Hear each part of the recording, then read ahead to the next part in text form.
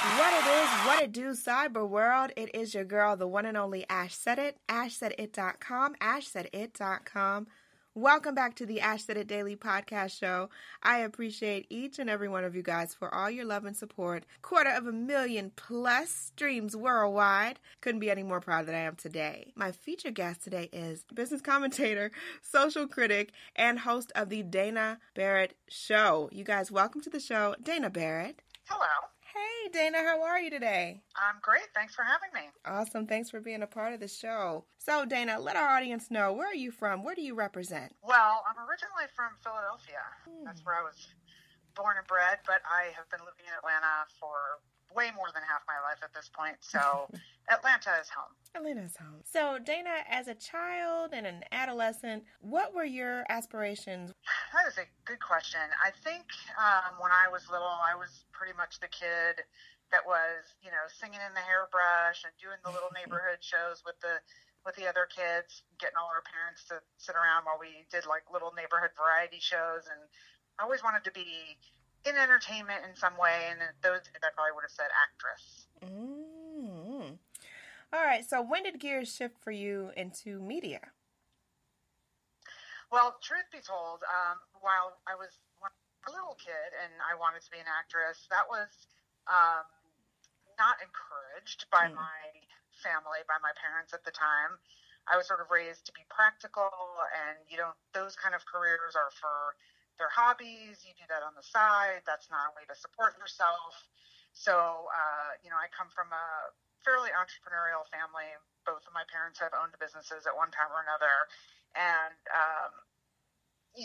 I was always sort of encouraged to be practical and do something business related, something corporate.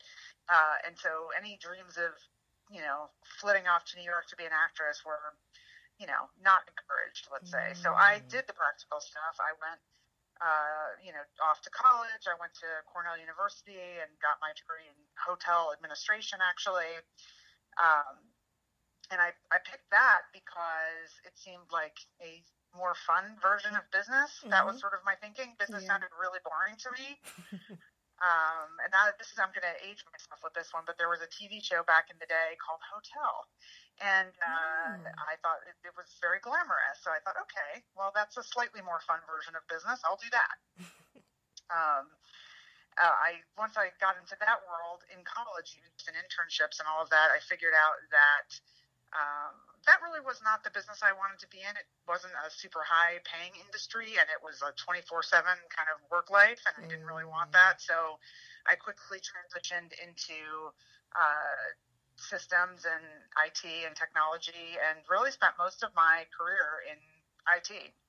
So I was I started out as on the customer kind of service side and got more and more technical, became a programmer once I was out in the work world, and then sort of started climbing my way up the ranks as a programmer to, a team leader, and then a manager, and then a director, and then a VP of a very small company. And then I started my own web development company. And so I was doing everything sort of in that world.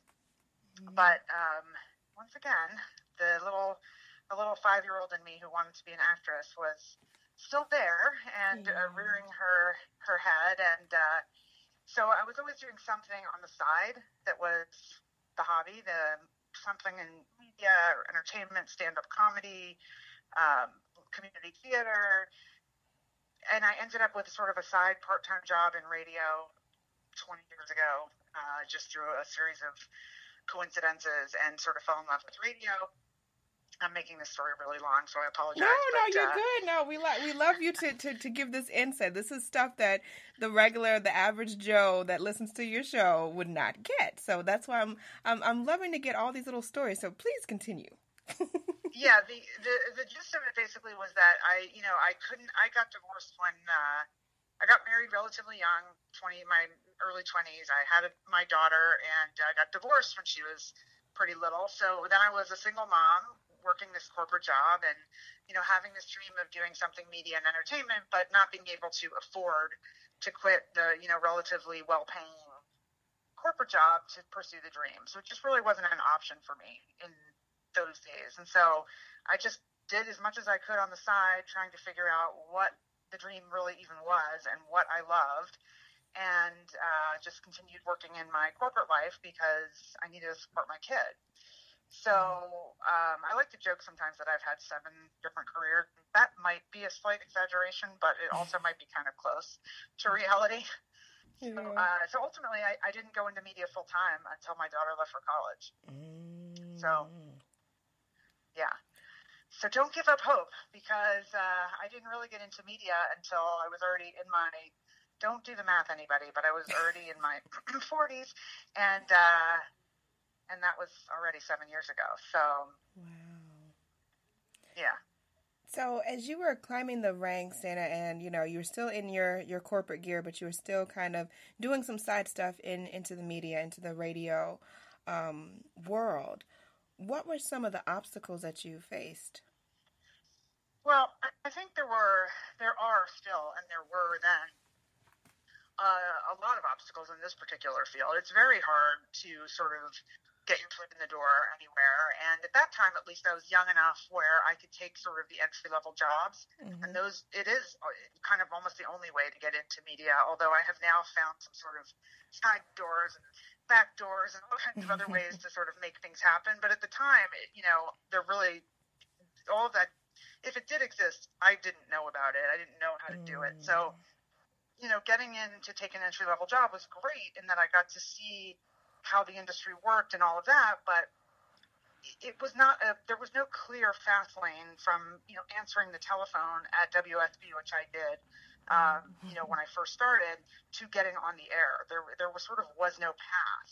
Right. And in fact, everyone kept saying to me, if you want to be on the air, you're going to have to move. You're going to have to move to a smaller market. You can't get on the air in Atlanta. It's not going to work. It's not how this business is. And I felt the pain of that. I mean, I sort of was like, well, I can't move. I'm here. I have a child here. She's in school.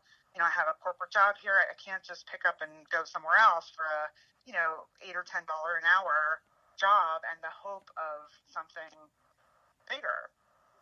So that was a huge obstacle. But I actually was, just randomly out at the grocery store one day and saw this remote broadcast of a local radio station that I really liked. And I just went up and started talking to the DJ, who had been somebody who was sort of like a reporter, like sort of the news on a FM station. And I started chatting with him, and he was really nice, and he's still on the air to this day. And he said, don't listen to anybody. So that's ridiculous. You just keep doing what what you're doing, and you can get on the air. You just have to stick with it. And, truth be told, he was not wrong. I actually think the biggest mistake that people make when they want to do sort of a dream career like this is giving up too soon. Gotcha. Yeah, I really do. I really think perseverance is honestly half the battle. I mean, you've got to have some talent, obviously, but I think assuming a basic level of talent, the next big thing is just stick with itness. Right. And definitely understanding that there's no deadline, there's no set time and set point for every single person to reach that level of necessary success or reaching that peak, that it's different for everybody. It really is. Oh, yeah. Yeah. And I also think that you can't close your mind. You can't sort of pinhole yourself into one idea of what that future looks like, because in my 20s, I never would have said, oh, yeah, I want to do a talk radio show that is focused on business. I would never have even thought of that, let alone wanted to do it. But, life happened and things changed and certain opportunities presented themselves. And I could not have even done the show that I do now 15 years ago or 20 years ago. I didn't have the experience to do it. I think if you keep your mind open to sort of, variations on the theme of what you want to do, you may have more opportunities than you really thought possible. So where did the Dana Barrett Show come from? So it's another long, crazy story. So I'll try to shortcut it as much as possible. And, I know everybody likes a good failure story, so that's probably a good place to start. In 2010, when my daughter graduated from high school and went off to college, I was actually working, I had a couple career changes in the middle of all this, which we won't even bother with because it's too long of a story, but I was working a corporate job at the time, and I had sent her off to college and sold my house and moved into an apartment because I was going to be this, freewheeling woman on the go. And about 2 months after I took her up to college, I got fired. And it was the first time in my life I had ever been fired. And as you can imagine, it was pretty devastating. Yeah. And I basically sat around and ate ice cream for about 3 months.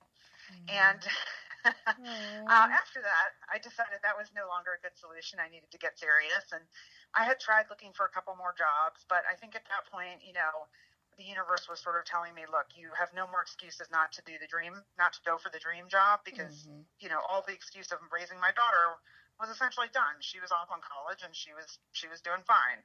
So at that point I decided, okay, I'm going to do something in media and entertainment. This is the time. And I really didn't know what I wanted to do. So I started just experimenting and doing every single media and entertainment kind of job I could get. So some I did for free. I learned how to operate a teleprompter and was, operating a teleprompter on an hourly basis for a company. I got an agent and did some acting and took some acting classes, and I started doing some voiceover and all of that. But the job that I had left, when I was there, I had been doing a podcast in and around author interviews. This is, again, a very long story, but ultimately I continued that podcast even after I lost that job. And not for them, I just sort of took it over and continued it on my own. Mm-hmm. And through a weird series of coincidences, I was introduced to some folks here in town that were doing internet business radio. And I started working for them part-time. And that's sort of how I got into doing business interviews. It was sort of just an available opportunity, a part-time job. And I had this business background of my own. By that point, I had owned 2 businesses, and small businesses, relatively speaking. And so I started doing that for them. And then again, through another sort of odd series of coincidences, I got the opportunity to meet some folks at my current station. I brokered a deal between the internet radio station and the current radio station where I am to sort of do a trade partnership. And since got my foot in the door there and started pitching the idea of the Dana Barrett Show to the bigger station. And, I got to be honest, it was not an overnight success. I pitched the idea. They said no. 3 months later, I pitched it again. They said maybe, but not now. 3 months later, I pitched it again. And each time I brought more documentation and, more enthusiasm. And by the third or fourth time I pitched it, they finally said, okay, we'll give you a shot. And so 4 years later, it's going pretty well. Awesome. Well, congratulations on that success, to have a beautiful woman to, really step, because I was talking with a few other women that are in the industry, and they were saying that, women aren't necessarily valued when it comes to the industry and talking about radio and things of that nature. You don't see a lot of women, on the forefront, having their own show and being the creative mind behind it. So, wow, to see you so expressive with your show, enthusiastic, bringing together some great interviews and some great CEOs to your program it's really warming, and it gives us hope. It gives people a lot of hope to see that, and it's a beautiful thing. Very, very beautiful. Thank you. Listen, I feel that struggle myself. It's not like I said. I mean, it was not a slam dunk for me, and even still, I would like to have it be bigger even than it is. Yes. And I still get some of that same pushback myself from other stations, from other program directors, from other cities. I would like to be doing this, like I said, nationally. And you're right. I mean, the industry is extremely white male dominated. Let's be honest. Yeah. And it's not an easy sell. I mean, I have had agents say to me, "Well, talk radio is really for white men, so where would your show fit in?" And luckily those conversations have been on the phone, because if you could see my face. yeah, it's just like we're still fighting for equality. Very much so. We're still fighting, and it's an old school industry, so the fight continues. This is true. This is very true. So, Dana, with your experience under your belt and everything that you've gone through to get to this point right here, right now in life, what advice would you offer to any young person that aspires to enter the world of broadcast? Well, I mean, I think if it really is your dream, like I said, I think you have to be really determined, and you have to persevere, because it is not an easy world to make your way in. That said, it can be done, and I'm proof of that. But I also think you have to not only yourself, Ash, I think you have to think outside the box. Yeah. There's a lot of other ways nowadays to do things. I mean, get experience doing a podcast, for sure. Mm-hmm. It's a great thing to do. I've done it myself. I still do it. I got, they always say 10,000 hours of practice is sort of the magic number before you're sort of an expert at something. Mm-hmm. And, I got most of my 10,000 hours doing podcasting. Don't discount, that. And I also worked in a small community radio station for $0 and did their morning show every day for 2 years for free. Yeah. So don't discount that. And, like here, as I said, I'm doing a business radio show. That was not what I would have selected, and it was not a job I saw somewhere. I created it, and I pitched it. So, be entrepreneurial in your endeavors, and, don't sort of wait for someone to come tap you on the shoulder. Right. You go tap them on the shoulder. I like that. Go and tap them on the shoulder. Dana Barrett. Dana, let everyone know the best way that they can get in contact with you and how they can tune into your show every weekday. Well, the show, is weekdays. It's 8 to 10 in the morning on 1190 AM WAFS in Atlanta. And also, of course, available online at biz1190.com/Dana Barrett. There's a listen live button there. And, of course, you can also get it everywhere else where live radio streams, like on iHeart and TuneIn and all of those places. And then we're also podcasts, so you can look for us on SoundCloud and iTunes and all that good stuff. My website is danabarrett.com, so there's links to me and all my social media there. We broadcast actually on Facebook Live every day as well now, so you can just go to our Facebook page, which is facebook.com/TheDanaBarrett, and follow along there as well. So that's another option. And then if you're in Atlanta, I've got always doing some kind of events out and about in the world. We've got a live radio broadcast networking event coming up on Tuesday, September 26th at Rome in Buckhead. And it's open to the public. You can just get tickets online through Eventbrite, and all the links to that are on my website. So I'd love to see everyone out at that, which will be great. So I think that's kind of all of it. Awesome sauce. Dana, thank you so much for being a part of the program today and sharing just a little fraction of your story. It's not the whole thing, but just enough to count. Absolutely, my pleasure. Just enough to count. Thank you. And thank each and every one of you guys for downloading the show. I appreciate you so very much. Keep in mind, anyone to tell you that you can't do what you want to do, you look them square in the face and tell them, don't believe me. Just watch. Watch what I do. Watch me make it happen. Watch me make history. Because that's what we're doing this for. We're doing this for the history books.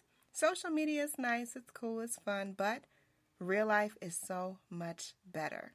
Until next time, you guys.